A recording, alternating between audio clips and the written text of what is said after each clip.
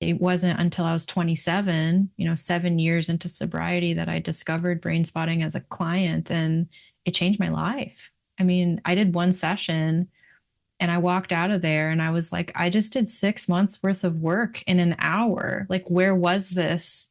All the times that I almost died and overdosing and getting arrested and all that stuff. It's important to me to offer avenues of healing that actually get to the root of the issue and do it in a way that is encompassing like the humanity of the person and really truly listening. And I feel like Brainspotting has given me that for my own life. And the way that we frame it really allows people to show up who they are. There aren't protocols, there's not expectations. We can adapt and attune things as we're going to make it work for just about anybody. Are you curious about discovering ways of making your life better?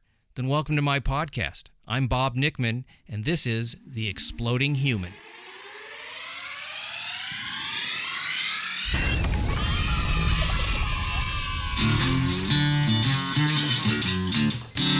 Listen in while I talk with all kinds of people in the fields of personal growth, health and healing, alternative therapies, psychology, spirituality, environment, and the future. I'm looking for those answers that make life better for everyone. You'll meet cutting-edge practitioners, doctors, artists, filmmakers, business people, and those who have overcome challenges. The brave, the curious, anyone who is out there helping us humans to explore, expand, and explode. Hey, welcome to The Exploding Human. My name is Bob Nickman. My guest today is Mariya Javed-Payne, and we're going to be talking about trauma, and specifically healing trauma, using a very powerful technique called Brainspotting. Mari talks about her own struggles with addiction and growing up in an environment with a lot of trauma. She was born in India and moved to Brazil and France all before the age of 7. And we discuss how that affected her. And she also talks about how ancestral trauma affects us all. So let's get started. Here she is, Mariya Payne. Welcome to the show, Mari, and I'm so happy to meet you. We met in a circuitous way via my sister, via her therapist of some type, and that therapist, who I never met, introduced me to you because we didn't want a conflict of interest. That's right. So now it's just two people that have never met that are going to talk about trauma, healing, all kinds of good stuff. So, hi, welcome to the show again. Hi, thank you so much for having me. So you were telling me before we started that trauma is your favorite topic. And how did that happen? How did that become your favorite topic? Some people, it's cooking. Some it's gardening. Some people just love trauma. Yep. We're a rare breed, I would say. But being a trauma therapist and educator makes me feel like I'm able to offer something that's really actually happening to many of us around the world. So hopefully it's a pathway to offering healing to people. Yeah. I mean, I just think being alive is kind of traumatic, period. If Agreed. You're any type of level of sensitivity, life can be very harsh. It's all sort of relative. I don't know if you raise your level of what you can handle by what's happened to you. Sometimes I think the people that have had the most trauma, they can handle the stuff that I can't because I haven't had as much. I don't know. I mean, I've handled everything because here I am, but I don't like to be traumatized, and who does? Yeah. And what does that actually mean? Is it just, I mean, I'm highly annoyed most of the time, but that's not trauma. It could be. I'd have to pick your brain. Yeah, I think I'm just a brat. Yeah. I would say capacity wise, though, I mean, I do have a very long trauma history and addiction history as well. We were chatting. I mentioned I've been sober for 14 years. And I think that was all the mud that eventually led me to being able to help other people through it. And then obviously the training and education gave me a means to be able to do that. So yeah, we are a rare breed. those of us who maybe have gone through some dark times and can liberate ourselves from it, which is lifelong work. That's why I'm here, I think. Well, thank you for doing that, because there's a lot of people that need that kind of help. I think, many people don't even realize that that's what's happened to them because they don't have a reference point, because they don't even have a baseline for what is a normal existence, if there Yeah. is such a thing. But, there are people who have been certainly heavily traumatized in childhood don't really know any different. So Very there may true. be some instinctual kinds of feelings like that didn't feel good, that didn't sit right with me, but it's day after day, so they just go, oh, that's what it is. I was talking Yeah. to somebody the other day who was saying how, and this is very common, that when they would come home, they would have to read, in this case, their mother. What mood is she in? Is it safe to go in the house? How do I need to act around this so I doesn't trigger anything? Is there nothing I can do? Is there something I can do? I feel relieved now that she's left. That's kind of an odd way to have to grow up, but it's very, very common. I've heard it from a number of people that, another friend of mine, he said when he used to come home, he would walk around the perimeter of his house and look in the window Mm. to see what his dad was doing. If Yeah. his dad was drinking, he knew he was probably, he would try to gauge how drunk he was. And so is he in a good mood? Or is he stomping around the house? Is he sullen? I have to be careful. So you're really walking around in basically a war zone.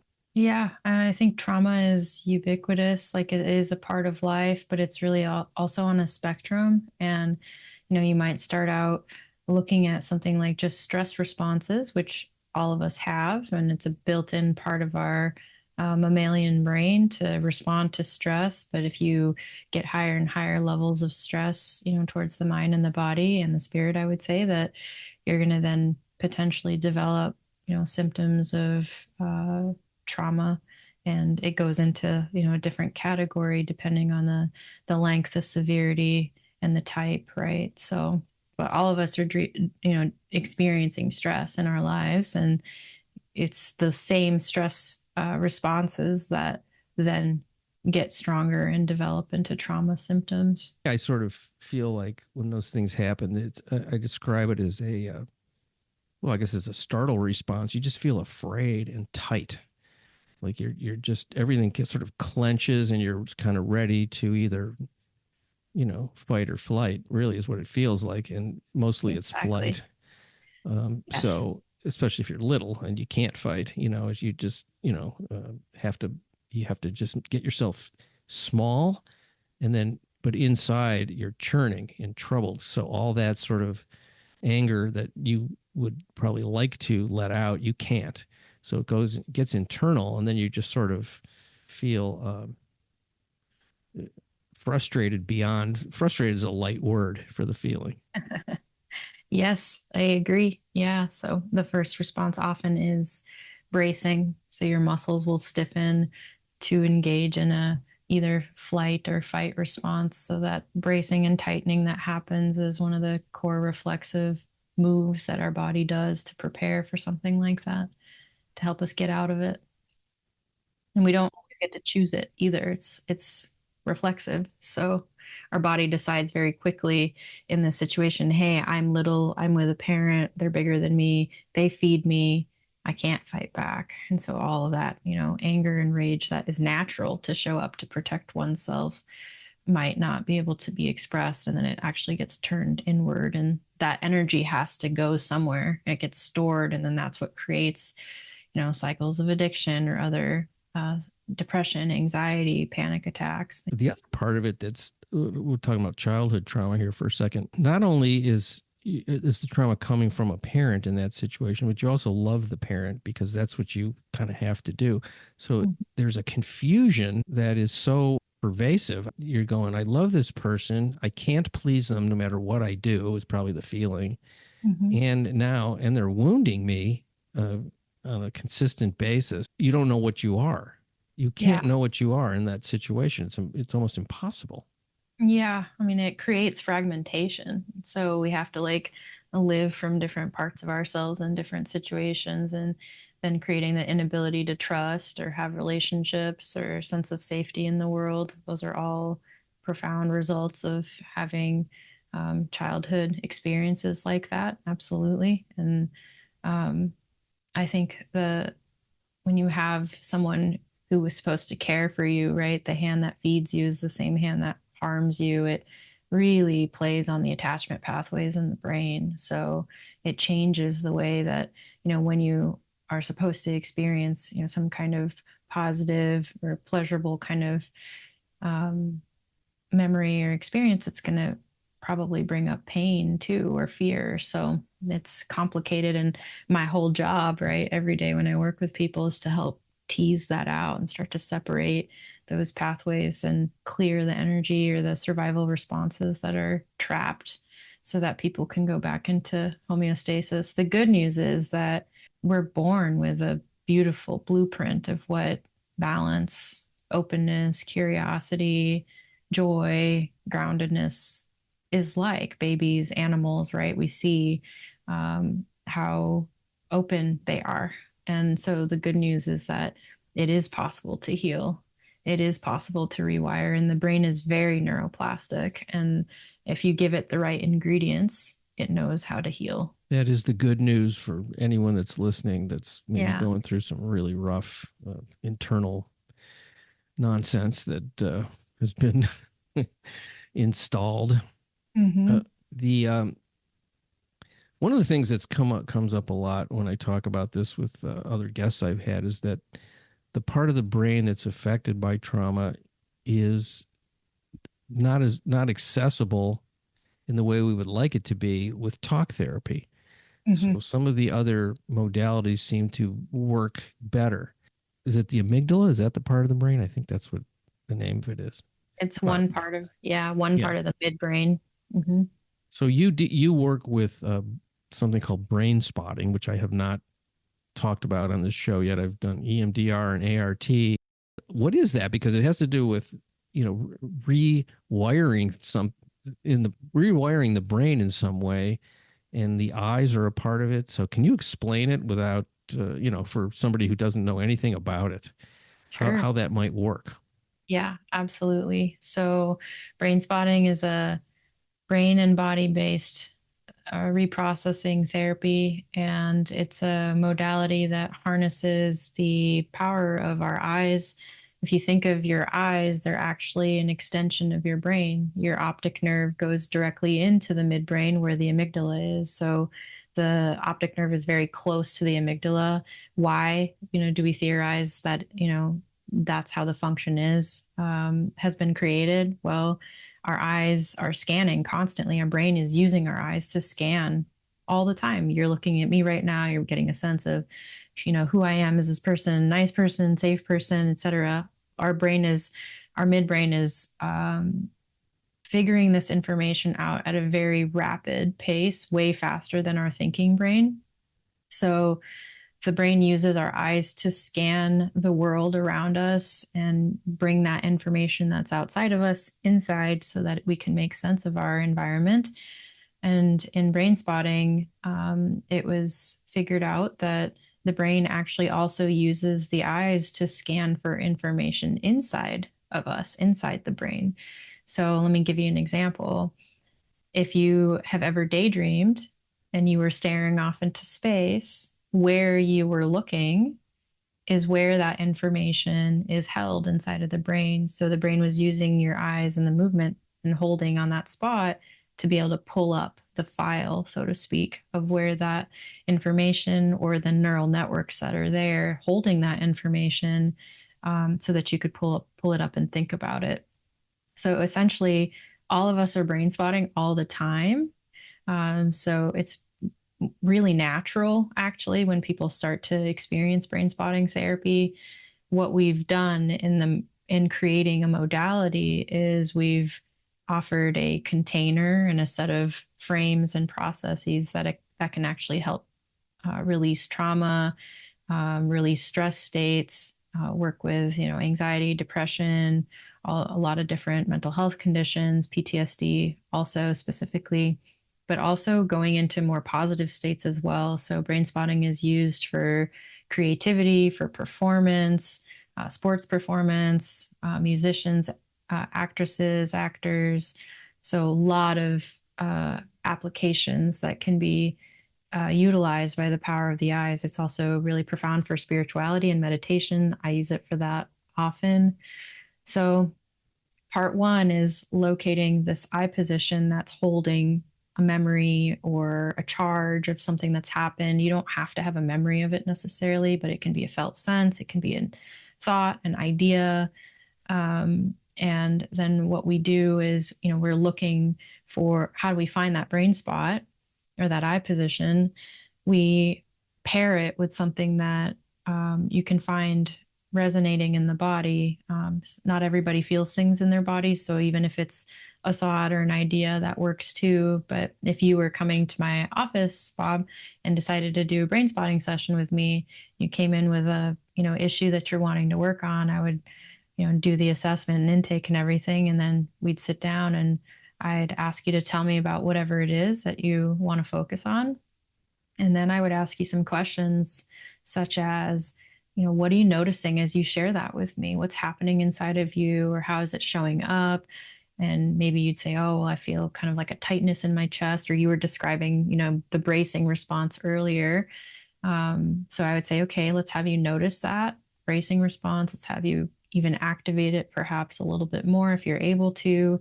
And then there's a variety of ways that we can look for the brain spot. There's different techniques, but we use often a pointer that helps to guide your visual field and guide your eyes across the visual field.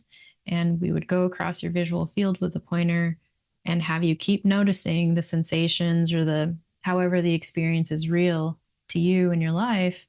And we would locate a spot where you feel like, oh my gosh, there's a resonance right there. Like it feels way more intense over on the side.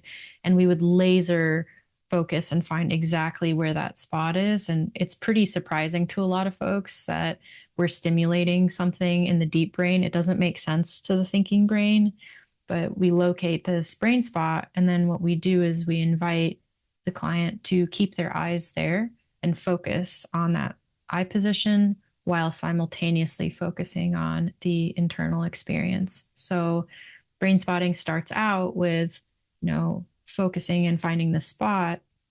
And then the reprocessing and rewiring happens when we hold the container and invite focused mindfulness on that felt sense experience. And often people will have different memories start to show up. They'll have different sensations or emotions. And there's a lot less talking oftentimes in brain spotting because we're trying to help you stay in the amygdala, in this midbrain area that does not have language. So the midbrain is kind of a place inside of us that's sort of outside of time and space. It's not linear in the way that our thinking brain is. And you were mentioning earlier that talk therapy doesn't get to some of this material because it's often subconscious and hidden away. We have beautiful powers of dissociation to protect us from, remembering things or living in the trauma all the time. So as a means to be able to function, our brain will actually like wall off or block us from thinking of those things. Yet it's still carrying an energetic or emotional weight inside of us and showing up as other symptoms. So when we invite this focused mindfulness, the brain finally gets to say, oh, there's that memory or there's that experience from 20 years ago that we didn't have the resources at the time to deal with. I was 5 years old or whatever. I didn't know how to do that then. And okay, in this present moment, it looks like I'm in a relatively safe environment. And here's this other individual that's attuned to me, that's creating an environment of empathy and compassion and witnessing and offering a co-regulated nervous system that allows that person's body to actually move through the stored or repressed or the charge of whatever it is that they went through. So the cool thing is that the brain starts to rewire itself. And the theory with brain spotting is that we are harnessing the self-healing capacity that all of our bodies have. If you think about it, if you get a cut on your leg, right, you usually don't have to do anything. It'll form a scab, it'll heal itself. How does that process happen? It happens because the brain is constantly scanning for, threat. It's scanning if there's a virus or bacteria, hormones, food coming into the body, pollutants, etc. And it's trying to keep us at balance all the time. Our bodies like to be in balance. So your brain's gonna, send some signals, and you'll have white blood cells and red blood cells, and you're gonna form a scab. It has the resources to do so. It'll take care of it on its own. With trauma, though, oftentimes we don't have the resources, and the resources might be an experience of safety, an experience of connection, having attunement, and having, attachment. And so a lot of traumas that happen because we didn't have, there's insult to injury. You had the trauma, but then you didn't have the people around you or the loved ones or people to connect with. Mental health is like a pretty taboo topic. Unfortunately, still, it's getting better. It's my whole purpose in life, is to keep destigmatizing it. But your body's not going to be able to move through those energies, survival energies, if it didn't have that experience. The reasons why I think brain spotting works is that when you find a brain spot, you're essentially signaling to the brain, here's this activation from this issue that happened, either in the past or present. It could even be a future issue. And you're allowing the brain to then hold and focus on those neural networks and start to open them, travel down them, and discharge. So think of like a snow plow, right? Like the brain starts to go down on the streets and it's plowing the snow, and the snow is really the activation, and it's moving it out of the body. So people will have different experiences of releasing, crying, shaking, having different emotions. Sometimes it's very autonomic, where the body moves in certain ways or completes responses that it didn't get to in the time of the trauma because it wasn't safe enough to do so. And we as clinicians allow that to happen and know how to look for what's going on and track and guide the person so that it stays tolerable for them, and when you come out the other side, it's really profound to not be carrying a backpack full of rocks. Yeah. Weighing down. Yeah, I was going to ask you, what are the ways people discharge, but you said it. You kind of gave that. You said you used the word co-regulating. What did you mean by that? Humans are herd mammals. Okay. So what I mean by that is that we, regulate our own nervous system when we become older and as adults, but mammals need other mammals to learn how to regulate our own internal environment emotionally.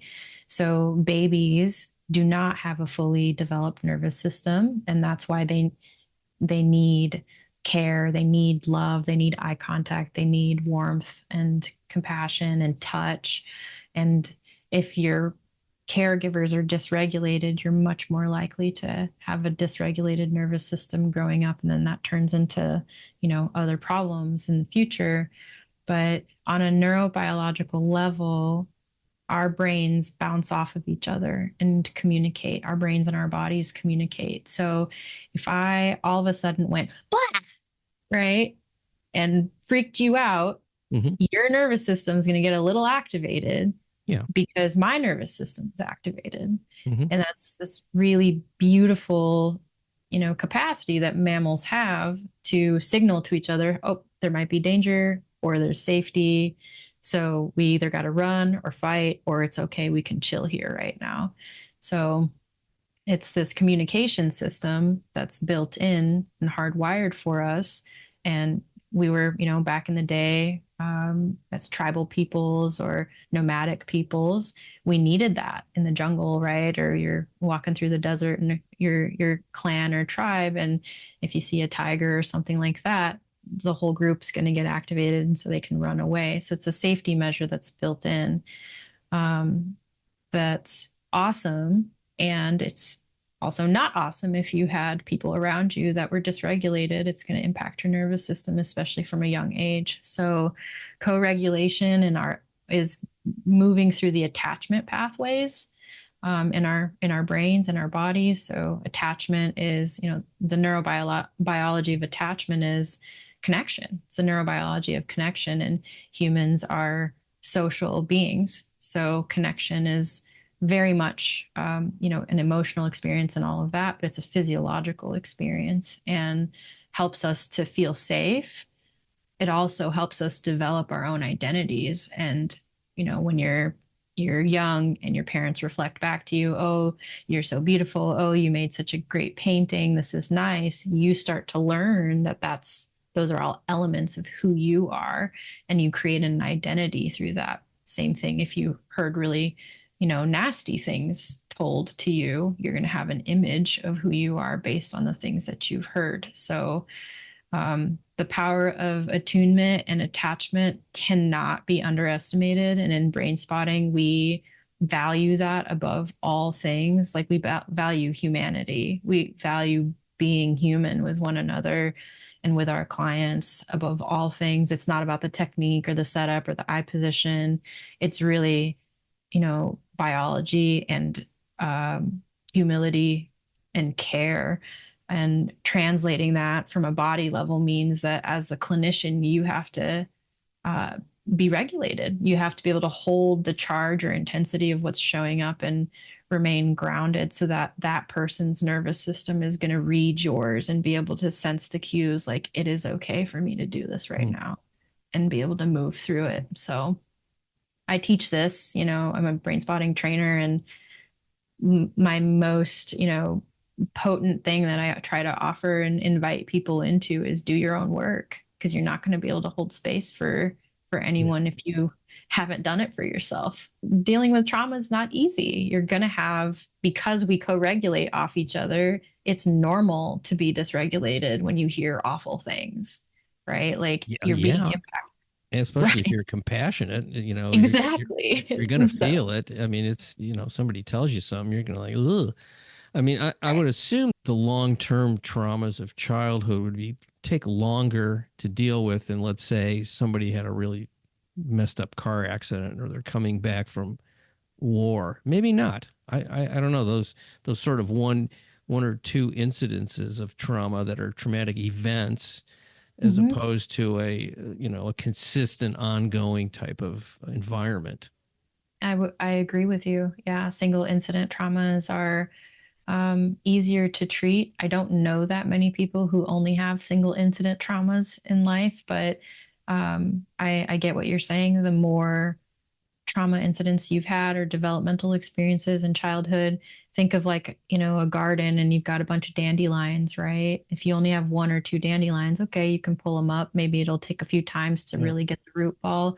You got a whole field of dandelions and you pull on, one of the roots, you're going to start pulling up all the other ones. So we have to, work with it differently. But the cool thing about brain spotting, and I'm a seeker, like I'm always looking for the newest, best type of work, things to offer people that are effective. That comes from my own history of suffering with addiction. I was institutionalized for 2.5 years. I went to rehab 8 times. I did not stay sober after 8 rehabs.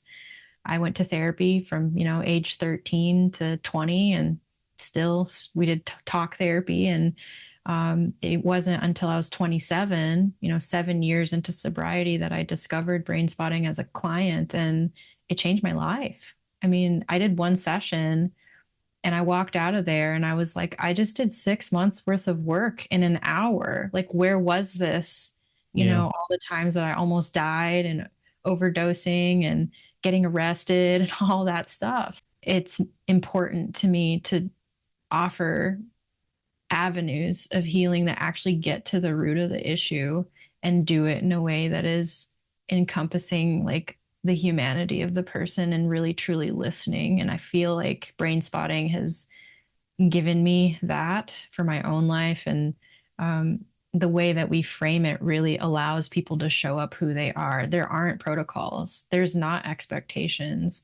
we can adapt and attune things as we're going to make it work for just about anybody. And that's the beauty of it, is that there isn't a control level even coming top down from the Brainspotting as an organization.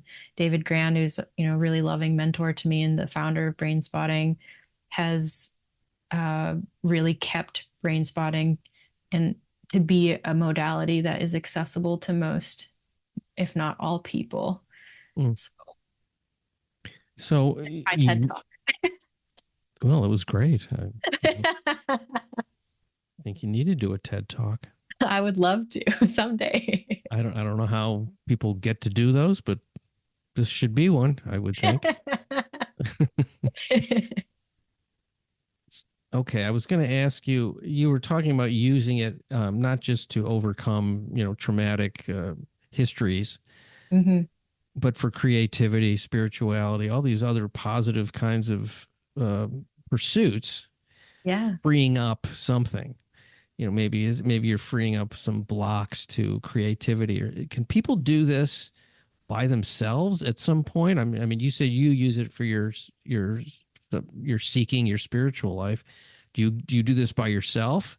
Or you also do this with a practitioner of some type? It seems like maybe you can hit a point in the practice or in the knowledge of what this is to use it on your own. Yeah, I have some thoughts about that. So yes, you can use it for creativity and expansion and positive states of being.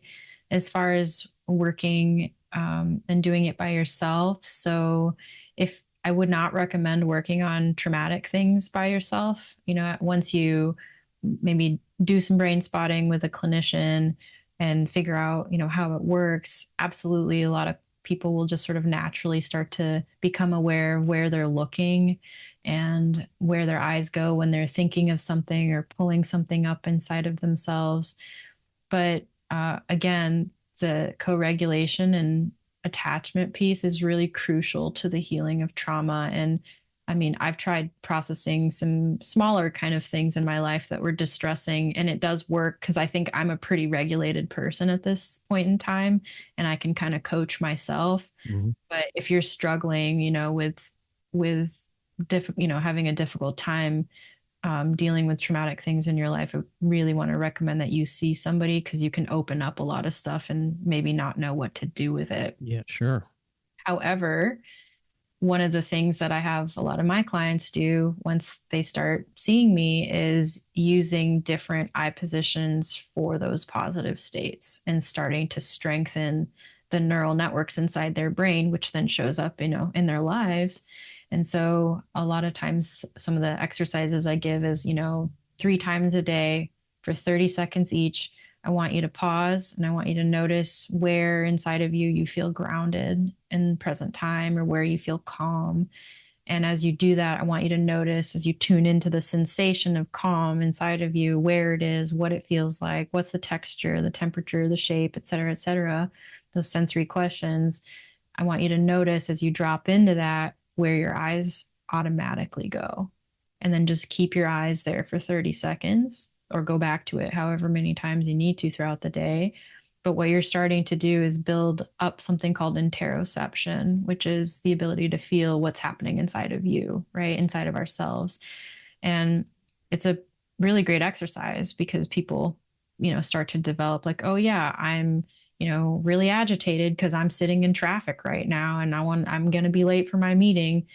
Okay, let me pause here and notice, is there anywhere, even if, anything the size of a grain of sand that feels grounded or calm? And I'm going to just tune into that right now and move my eyes to that spot that helps me anchor into that. And as people do that, you can weather the storm, so to speak, and you can feel positive things, like tune into the positive. If you want to think of a state of being that makes you really happy, right? Like a memory that you've had or a state that you aspire to be in. Like, I want to be an Olympic gold medalist like Simone Biles. Right? I could visualize if I was an athlete and visualize myself making all of the movements correctly in my sport and the fine motor skills and going through each set and routine and finding a spot that connects to that experience of like getting the gold medal, right? I'm going to do it. I'm going to get pumped up and make it happen. You find an eye position to correlate with that. You're going to start training your brain to live in that state, and our thoughts create our reality. So you get the body involved in that and have it be real to the body, it's going to be much easier to then perform at that level. So we have specific, trainings that we even do for sports performance and working with creativity and expansion. And it's also a really powerful way to actually support people who are dealing with trauma, because often many of us don't know how to live in those positive states. One of the biggest parts of my healing still to this day, after 14 years of sobriety, is learning how to hold positive experiences, because it's really hard for me. Well, you don't deserve them. Oh yeah. I mean, the stories are old as heck, right? Like, who are you? Who do you think you are? And so I work with expansion states often, daily. You probably are noticing that I keep looking up as I'm talking to you. And that's because that's the spot where I feel the most connected to who I really am and my spirituality. And it's happening spontaneously as we talk. So it's like wired into my brain now to do that. Well, I was thinking about this has been the case for me my whole life, but a lot when I was younger, that I would notice that I daydream and imagine quite a bit. And I can do it. It can even happen while I'm talking to somebody about something, just sort of factual or whatever, just, and then I'll start thinking about something and people will say to me, "Where are you? What are you doing? Are you listening?" I'm listening, but it's not as interesting as the shit I'm thinking right now. And imagining. Were you doing it like 3 minutes ago? Because I noticed you looking to the side. Maybe. I don't remember. It's not. I'm very interested in this. I may have been thinking about what I was going to ask you. I wasn't off on a trip anywhere.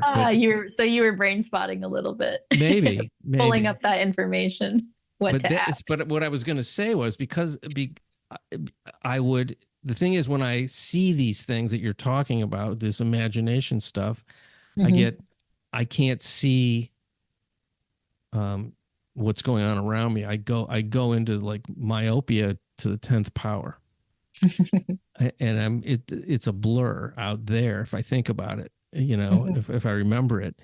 And I am very myopic. I mean, my eyes are not, I have myopia, like a lot of people do, but and I was wearing glasses at a very young age, which I'm not going to attribute it to that. I'm going to attribute it to doctors wanting to get kids into glasses as soon as possible so they can make some money, and scaring the parents. That's how I'm going to say it. But because I used to take them off and break them.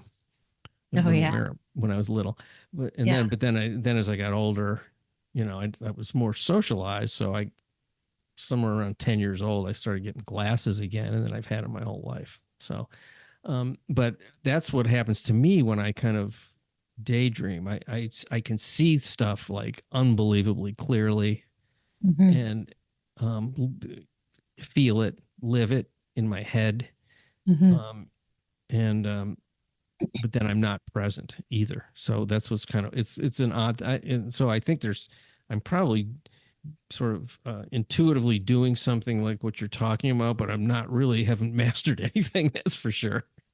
Yeah. That's why the frame is important, right? Because like we're all doing it all the time. We're looking around as we're thinking of things, or we, drop into deep thought. We're, our eyes are looking somewhere as our brain is looking somewhere inside of us for whatever it is that we're pulling up. So what you're talking about is this orienting reflex. That's essentially what brain spotting is harnessed, is the orienting reflex. And then, the reason it's different when you're doing it kind of spontaneously in your life is the frame that we create to create a process of healing around it. So if you go into daydreaming, if you wanted to, as long as you're not like driving or something like that, you could start asking yourself questions like, as I'm thinking about whatever it is and seeing all these images or memories coming up, what's happening in my body right now? Am I having sensations somewhere? How's my posture? What's kind of coming up in the sensory realm? And as you tune into that, you're going to start to see a flow. You're going to feel a flow start to happen where your brain starts to pull up more things and more things. And maybe you go through, a process of releasing some of those things or coming to a deeper understanding of whatever it is that you were thinking about. What's always been of great interest to me to check out a reality as in some way. Mm-hmm.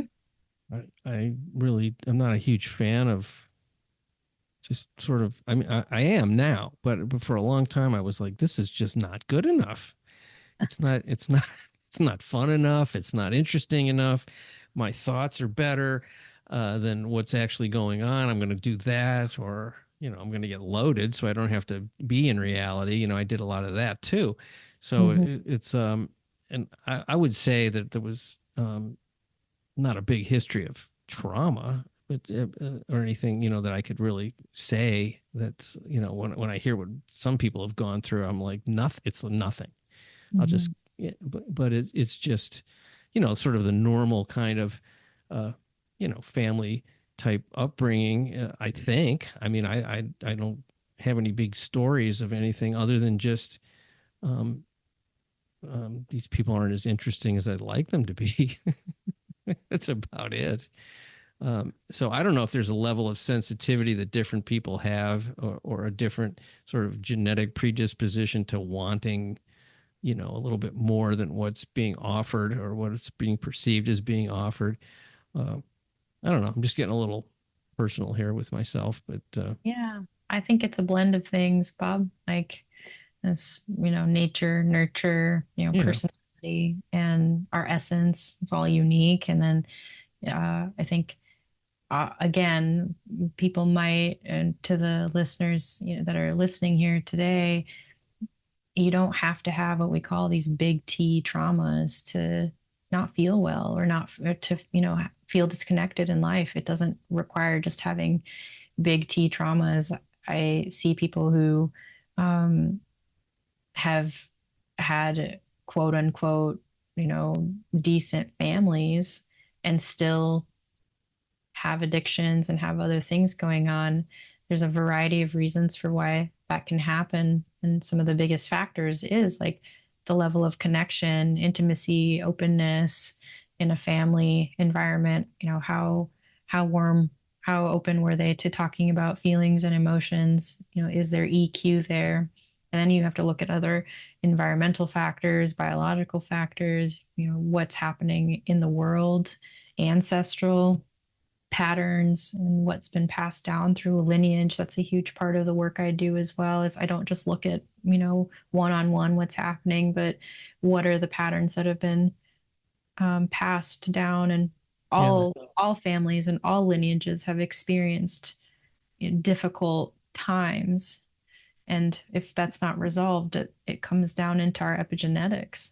So yeah. That's really fascinating stuff when I think about, so fascinating. my family history. Mm-hmm. I can only go back to my grandparents, but growing up as persecuted Jews in Russia and having to Yeah, flee and come on a ship at 17 years old across the ocean, never see their parents again. And I don't know that's what went on traumatic. before that. It's pretty traumatic. Yeah. I would And it's, imagine. I would imagine it would be just you couldn't even. Didn't talk to them much about that. I just talked to them about what it was like when they got here a little bit, but nothing. I mm-hmm. remember my grandfather telling me that he missed his mother, that he never saw her again after he was 17. He got on a boat, a That's ship or whatever. devastating. Yeah, and so and also the whole thing. If you look at the history of the Jewish people, it's persecution. So there's got to be some of that epigenetically there. I'm not going to sort of lean on that as an excuse for anything, but it's certainly there. Yeah, And it's in the DNA and it's in the history that gets passed down verbally or non-verbally. absolutely. Yeah, there's research that's coming out and showing that it's evidence. So this really does happen. We are not separate from our ancestors as much as we might live in an individualistic society. our blood and bone comes from the people before us and holds the stories and the memories that they had. So I was looking at your. all trauma work is ancestral work, in my opinion. Oh, okay. Now we're into something here. Okay, Have to okay. have round two. all tra- trauma work is ancestral work. Wow. Okay. So now you were born in India, I was, yeah, and then you went to Brazil, France, and then the United States, all before the age of 6. correct. What do you remember of that? And not necessarily, um, specific, awake kind of reality memories, but well, that plus, what was going on? What did you feel? What do you remember feeling? Now I won't charge you for this, by the way. This You're is free. hired. This is free. I mean, you're pretty good, so Well, I just, we can hang. I love finding out about people. I always have. I've Yeah, always loved that. yeah. I don't want to get paid for it. I just want to do it. um, what I remember was that was chaos. it. And, to be 2 years old and leave our whole family in India. So it was my parents and my brother and I left India because of my mom's job and wanted to kind of come out of poverty and make a better life, for ourselves. We moved to Brazil or France first. And so, imagine leaving everything and picking up, 2 little kids and going to a brand new country and don't know how to speak the language and have to learn how to do all that. She's a neuroscientist, by the way. So I guess the apple didn't fall far. Yeah. But, and then 2 years later, we picked up again and went to Brazil. Same thing, got to learn everything all over again, totally different culture and language. And then one more time into the United States. So can kind of only imagine the stress that my parents were under. Well, I'm sure you felt it. If it was there, you felt it. It was, yeah. And there's been a lot of dissociation from that too, as a mode of survival for me. So I also grew up very, very numb and dissociated. And, that's been a big part of my life is like coming back into feeling, which I am a very deep feeler. So I guess I have that either going for me or against me, yeah, but, sure. That's a double-edged sword, but, it was a lot and it really led to feeling severed from any place of belonging, and connection, when you leave your family and your roots. And I imagined how hard it was for my parents to take a leap of faith like that and be, really poor and coming even to the United States, really poor. My mom wasn't, where she is now, but we had the, apartments with the cockroaches and all that stuff. Sure. And, And the language barrier and probably not being treated the same as people who were born racism here. is a thing. Yeah, I think that's the word. Yeah. Yeah, that's the word. Mm-hmm. Yeah, More of and that impact than of we. colonization too. Like India is the way that it is because of British colonization. So Yes. Yeah. that's been my most recent, exploration in the last few years is what is living in my DNA and why do I feel the kinds of things that I feel, the heaviness and intensity of things that I feel. And I think it's because I am in my family the person that is sort of the cycle breaker. So I have the attunement or connection, at least to the pain and the resilience of my ancestors who survived, starvation and abuse and violence during British colonization. And here we are, still unpacking it. Will be for the rest of my life. Oh, those Brits from back then, maybe even now, who knows? It is in their DNA too to be, conquerors and, people that went across the world taking shit for themselves because I don't know, they're entitled to. I don't think so, but maybe they think so. Yeah, it's really odd stuff that, well, it's uncomfortable when you think about those kinds of things and the brutality that It's accompanied all awful. that. Yeah, it's It's ridiculous. and as a collective, we're all dealing with the active there's still active participation in all of those things.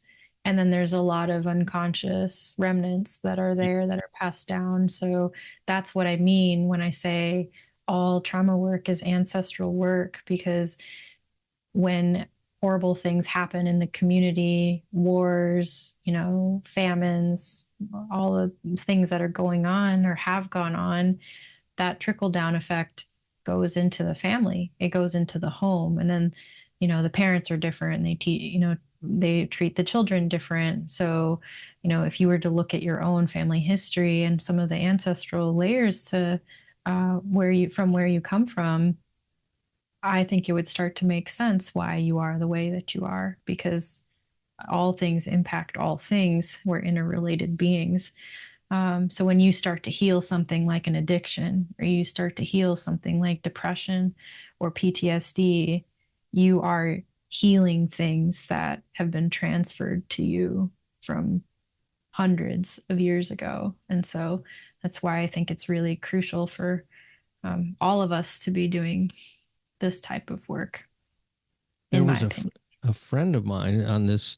This is one of my favorite stories and it's short Mm-hmm. and good. I think All it's a right, good let's story. hear it. A friend of mine was in a rehab Mm-hmm. with a guy, uh, tattoos all over his body, big druggy. And as they were talking, in a group thing, he said that when he was a kid, his parents were Holocaust survivors. And they eventually made it to the United States, and his father used to wake up the family at 2 or 3 in the morning out of a dead sleep and time them and how fast they could pack to get out, Yeah. just in case it happened again. So Mm-hmm. he grew up with that, where that this would happen a couple times a month. Mm-hmm. And that's just on a surface level of, this is what you have to do. But I can only imagine what else was there ongoing. But he Mm-hmm. said when he heard the story, he's like, oh my God, it's just such a reaction to, obviously the worst trauma that you could experience is the Holocaust. But this direct sort of reaction to that, even in a country where, his parents still didn't feel safe. Yeah. The trauma was so pervasive and so brutal. And so he picked some of that up. I don't know what Right. else went on in there in that house or what else was going on with him, but he wound up, being a serious drug addict. And that was just one story. Yeah. So it Yeah. doesn't, it only takes a second to fuck up the Mona Lisa with a can of spray paint. Apparently. Yeah. Yeah. That's the But title of the episode. I like it. Let's do it. And when you get to know people and, you can think of what they're like on the surface and when you Mm-hmm. meet them. But if you really get to know people, everyone's got pain and it's invisible until they tell you about it. Yes. Yeah. This is why it's really important. You said at the beginning, oh, why do you talk about trauma, right? This is why, because it's happening all over everyone. It's a place where all of us actually probably have a lot more similarities than differences, right? And so, um, talking about it, bringing it out into the open and making it visible is part of a collective healing process for all of us. Also, I was reading about emotional intelligence. Mm-hmm. And one of the things that they were talking about, people that have high emotional intelligence, is that they reveal. I did look off to the side because I was thinking. I wasn't Uh-huh. Good. daydreaming. See, Good awareness. Yeah. I got, yeah. Yep, you're finding your brain spot that I look pulls up up. to the left. That's where I look. Yeah. So one of the characteristics of those people is that they're very good at, and they're not trying to do this. They're just naturally people that are willing to share their vulnerability and their difficulties with people. Yes. And it makes those other people feel comfortable, and then they'll reveal it. And I'm always fascinated. That to me is almost like the barometer for how close I can get to somebody. Are they willing to do the same thing? Yes. Does that make me go a little further even? Then maybe they go further. Those are my best friends. There's a And little then co-regulation happening right there. yeah. And then there's the people that clam up and they go, what are you talking about? We don't, everything's fine. How are you doing? Fine. Everything's good. Yeah. Yeah. Um, and when I meet those kind of people, I don't believe them. I just don't believe it. I think either they, they might be relatively fine, but they might be way not fine. It's my new version of English, way not fine. They may be really, tamping down on some stuff that is so disturbing to them that they won't cross that line. And I get it if they don't trust me yet. That makes total sense. Mm-hmm. But I think there's a lot of folks that go through life not willing or able to feel safe enough to do that. Yeah, that's what we want to change.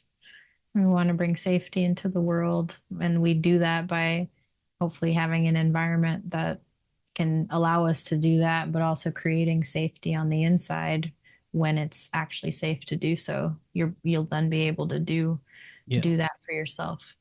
Well, you got to know when to let down the guard and not let down the guard, because you got to be smart about it. Judicious. That's the word. Yeah. Obviously, you do some sessions using the internet, Zoom, or whatever. Correct.